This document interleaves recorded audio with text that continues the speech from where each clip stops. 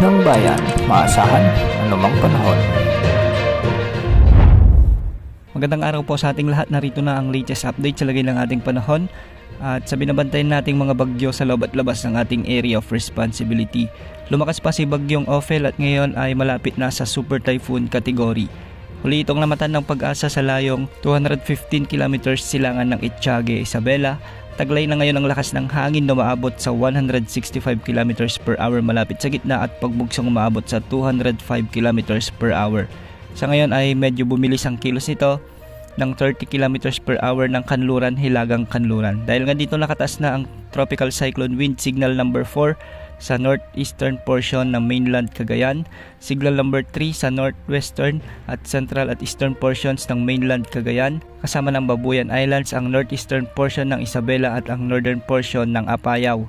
Signal number 2 naman sa Batanes, ang nalalabing bahagi ng Cagayan, ang northwestern at southeastern portion ng Isabela, ang nalalabing bahagi ng Apayao, ang northern portion ng Kalinga, ang northeastern portion ng Abra, ang northern at central portions ng Ilocos Norte, at signal number 1 naman sa nalalabing bahagi ng Isabela, Quirino, Nueva Vizcaya, ang nalalabing bahagi ng Abra, ang nalalabing bahagi ng Kalinga, Mountain Province, sa may Ifugao, ang northern portion ng Benguet, ang nalalabing bahagi ng Ilocos Norte, ang northern portion ng La Union, at ang northern at central portions ng Aurora.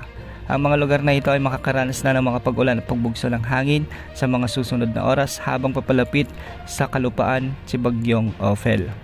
Ngayong araw nga inaasahan na maglalandfall si bagyong Ophel lalo na pagsapit ng hapon.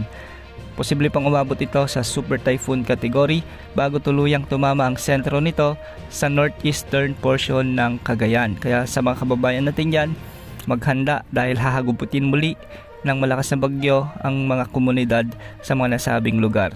Base sa track nito, tatawirin nito ang Babuyan Island sa mga susunod na oras o bukas na madaling araw, at isa pa ring malakas na bagyo lalapit sa southern Taiwan at liliko ng hilagang silangan patungo sa North Philippine Sea. Hindi na ito nakikitang lalabas ng ating area of responsibility bago tuluyang malusaw bilang low pressure area na lamang. Kaya ngayong araw makakaranas na ng mga intense to torrential rains ang mga lalawigan ng Cagayan at Isabela na sinalanta ni dating bagyong Nika at ngayon ay lubog pa rin sa baha. Posible ring makaranas ngayong araw ng heavy to intense rains ang Apayao at Kalinga at mga katamtaman hanggang sa malalakas na pag-ulan naman sa Ilocos Norte, Abra, Mountain Province, Ifugao, Nueva Vizcaya, Quirino at Aurora. Ito ay dulot na ng direktang epekto ni bagyong Ophel kaya paghandaan ang posibilidad ng mga pagbaha at pagguho ng lupa. Samantala, pagsapit naman ng Sabado, dahil naman sa patuloy na paglapit ni bagyong Pepito ay makakaranas na rin ng mga pag-ulan ang mga kalalawigan sa Bicol Region, lalo na sa Catanduanes, Albay, Sorsogon, Northern Samar, Samar at Eastern Samar. Ngayon pa lamang ay pinaghahanda na natin ang ating mga kababayan sa bahagi ng Bicol Region, Eastern Visayas at Southern Luzon dahil posibleng manalasa si bagyong Pepito sa mga susunod na araw bilang napakalakas na bagyo. Ayon nga sa Pag-asa, kikilos pa rin ito ng kanluran at posibleng ngayong araw ay papasok na rin sa ating area of responsibility.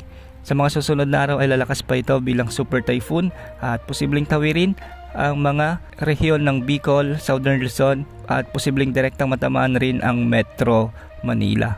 Habang malayo pang bagyo ay maging alerto na at maghanda dahil hindi biro ang lakas ng hangin na dadalhin ni bagyong Pepito. Sa nalalabing bahagi naman ng ating bansa ngayong araw ay makakaranas na ng maulap na kalangitan na may mga kalat-kalat na pag-ulan dulot ng trough ni bagyong Pepito at sa Mindanao ay mga localized thunderstorms lamang. Yan ang update sa lagay ng ating panahon. Ito pong weather update ng bayan. Maasahan anumang panahon.